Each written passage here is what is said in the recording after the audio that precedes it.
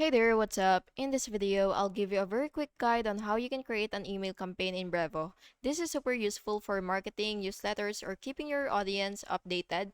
And yeah, make sure that you have a Brevo account ready to access all of the features.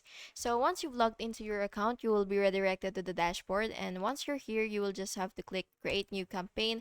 And then from here, you will just have to select Email. And then now that you're here, what you will have to do is you will name and configure your campaign. You will give your campaign a clear name, and then after that, you will just have to click create campaign, and then you will be asked to enter the subject line and preview the text, and then you will also choose the sender name and the email, and then after that, you will add the recipients by selecting contact list or segment, and of course, you do have to review recipients carefully. And then next, you will save selections.